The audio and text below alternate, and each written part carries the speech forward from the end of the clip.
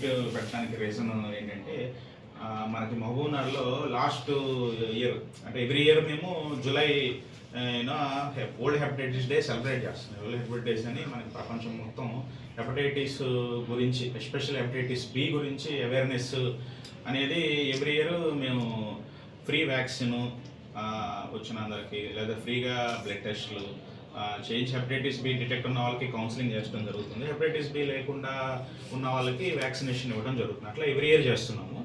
ఎందుకంటే ఈ హెపటైటిస్ అనే వ్యాధి ర్యాంపెంట్గా స్ప్రెడ్ అయిపోతుంది అన్నమాట డిస్ట్రిక్ట్స్ లెవెల్స్లో. బికాస్ ఆఫ్ అవేర్నెస్ లేకపోవడం వల్ల, హెపటైటిస్ బి గురించి అవగాహన లేకపోవడం వల్ల ఎక్కువ స్ప్రెడ్ అవుతుంది. ఎందుకంటే హెపటైటిస్ బి అంత ఇంపార్టెన్స్ ఇవ్వాల్సిన సిచ్యువేషన్ ఎందుకు వస్తుందంటే దీనికి వ్యాక్సిన్ ఉంది. యాక్చువల్ హెపటైటిస్ బికి వ్యాక్సిన్ వేసుకోవడం వల్ల మనం దీన్ని నివారించవచ్చు. అదే మీకు హెచ్ఐవి కానీ ఇలాంటి వాటికి వ్యాక్సిన్ లేదు.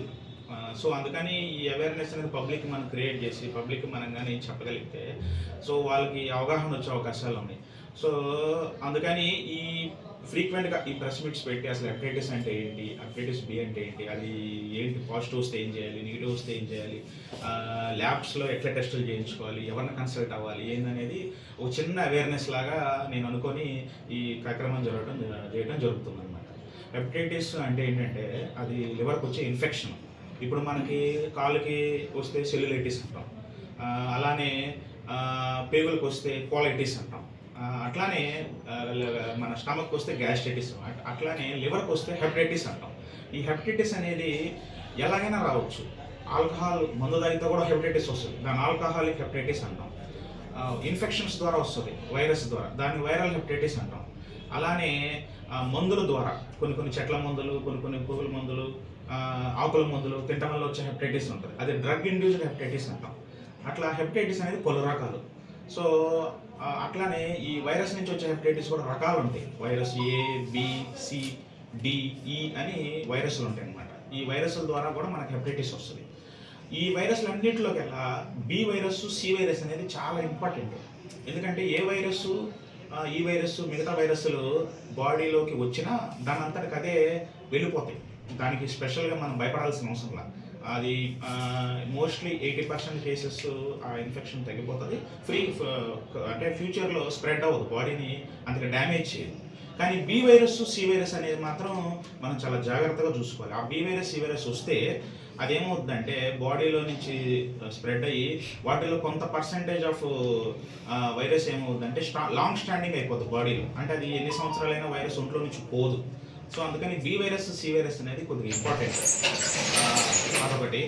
అండ్ ఇంకోటి ఏంటంటే ముఖ్యంగా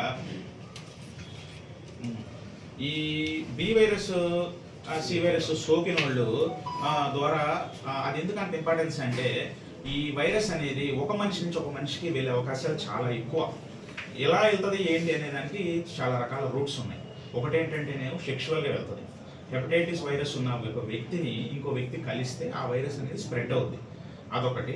అండ్ ఇంకోటి ఏంటంటే బ్లడ్ ద్వారా వెళ్తుంది. ఆ హెపటైటిస్ ఉన్న వ్యక్తి యొక్క రక్తాన్ని మనం ఎక్కించుకుంటే ఆ రక్తం ద్వారా ఆ వైరస్ స్ప్రెడ్ అవుతుంది.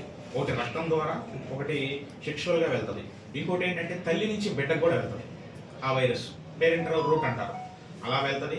ఇంకోటి ఏంటంటే మనం బార్బర్ షాప్స్కి కానీ ఇక్కడికి వెళ్ళినప్పుడు సిజర్స్, వాళ్ళు వేరే వ్యక్తికి వాడిన సిజర్స్ మనం వాడినా కానీ అలా వచ్చి వస్తుంది. ఎందుకంటే హాస్పిటల్స్లో ఒకరికి వేసిన సూదులు ఇంకొకరికి వేసిన, ఒకరికి వాడిన సిరంజలు ఇంకొకరికి వాడిన ఈ వైరస్ స్ప్రెడ్ అవుతుంది, అదొకటి. అండ్ ఇంక ఈ వైరస్లో ఉన్నది ఏంటంటే ఇది వైరస్ బ్లడ్లోనేమో ఎక్కువ పర్సెంటేజ్ ఉంటుంది, అలానే బ్లడ్లోతో పాటు వీర్యంలో కూడా ఉంటుంది, శుక్రకణాలలో వీర్యంలో కూడా ఉంటుంది. అండ్ ఇంకోటి ఈ బ్లడ్ బాడీలో ఉన్న ఫ్లూయిడ్స్లో కూడా ఎంతో కొంత పర్సెంటేజ్ ఉంటుంది. బ్లడ్లో ఉన్నంత ఎక్కువ కాకపోయినా నాట్ 1-2%, 0.5% కూడా బ్లడ్ బాడీ ద్రవాల్లో కూడా ఉంటుంది.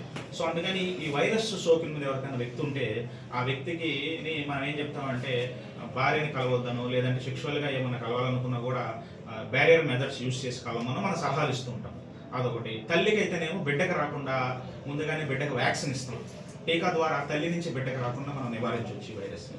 అండ్ ఇంకోటి ఏంటంటే ఇంట్లో సపోజ్ ఒక వ్యక్తికి వైరస్ సోకిందంటే ఇంట్లో ఉన్న కుటుంబ సభ్యులందరికీ మనం వ్యాక్సిన్ కనుక వేయగలిగితే ఈ వ్యక్తి నుంచి ఆ వ్యక్తికి రాకుండా మనం 80% అన్నా నివారించవచ్చు, 100లో కాకపోయినా 80% నివారించవచ్చు. సో అలా ఈ వైరస్ని మనం కంట్రోల్ చేయొచ్చు, కట్టడి చేయొచ్చు, అది.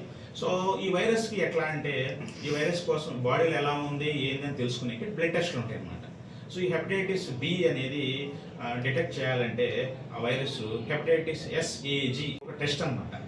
ఎస్ అంటే సర్ఫేస్, అంటే హెపటైటిస్ బి ఉండే వైరస్ మీద ఉండే సర్ఫేస్ లేయర్ని డిటెక్ట్ చేస్తుంది. అది హెపటైటిస్ HBsAg అనే ఒక టెస్ట్ అనమాట.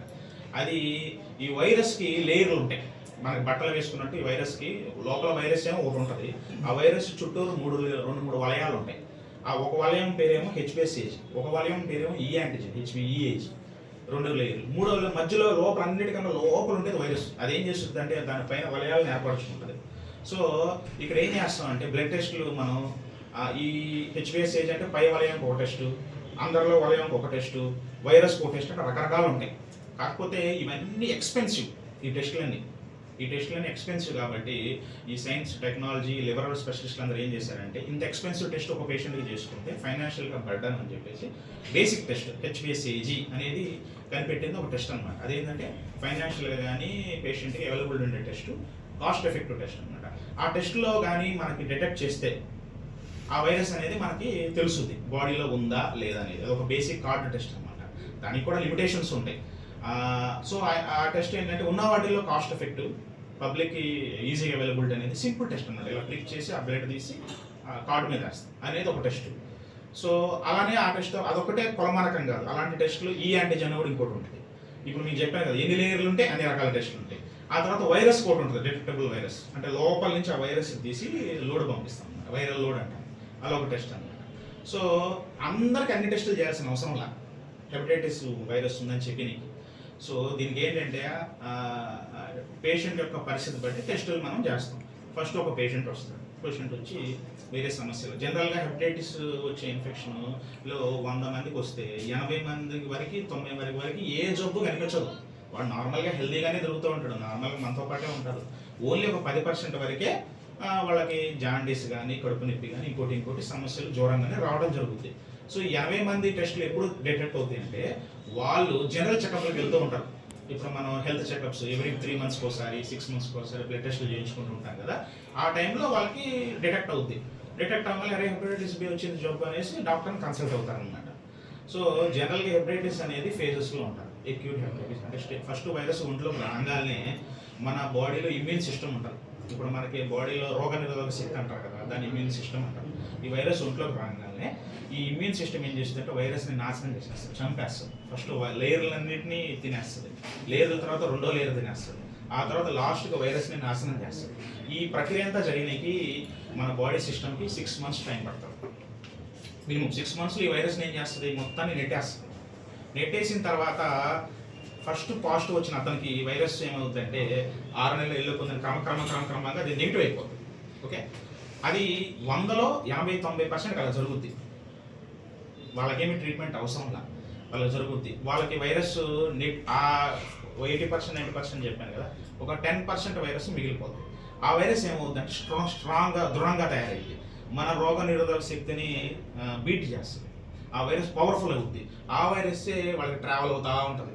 అదే సీరియస్ వైరస్, అదే క్రానిక్ హెపటైటిస్ బి. ఆ వైరస్కే అది ప్రమాదం. అది ఎందుకు ప్రమాదం అంటే అది స్ట్రాంగ్ అయిపోయి బాడీని తినేసి, బాడీ ఇమ్యూన్ సిస్టమ్ దాటిపోయి బాడీని తినేసి లివర్ని తినేసి లివర్ క్యాన్సర్గా మారడం కానీ లివర్ని డ్యామేజ్ చేయడం కానీ జరుగుతుంది. అందుకని హెపటైటిస్ అనేది ఆ వైరస్ వల్ల ఇట్లా ప్రమాదం జరుగుతుందని ముందుగా మనం అవేర్నెస్ ఇస్తాం అన్నమాట.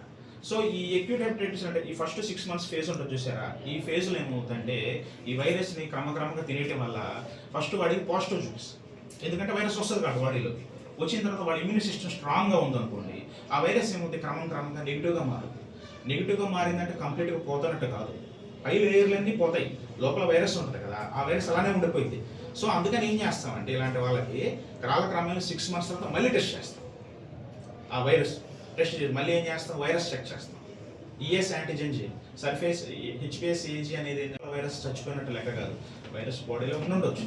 సో ఆ వైరస్ అది కూడా పోయిందా లేదా నిర్ధారించినాక ఏం చేస్తాం అంటే 6 నెలల తర్వాత మళ్ళీ టెస్ట్ చేస్తాం, వైరస్ టెస్ట్ చేస్తాం. అప్పుడు వైరస్ కూడా వాడికి లేదు అని వచ్చింది అనుకోండి, ఇంకా వాడు completely free from hepatitis B. ఒకవేళ ఆ డిటెక్టర్ వైరస్ ఉందంటే దాని అర్థం వాడు సీరియస్లోకి వెళ్ళిపోతున్నాడు అని అర్థం. ఇది హెపటైటిస్ బి ఫస్ట్ పాజిటివ్ వచ్చి నెగిటివ్ వచ్చే వాళ్ళ ధోరణి.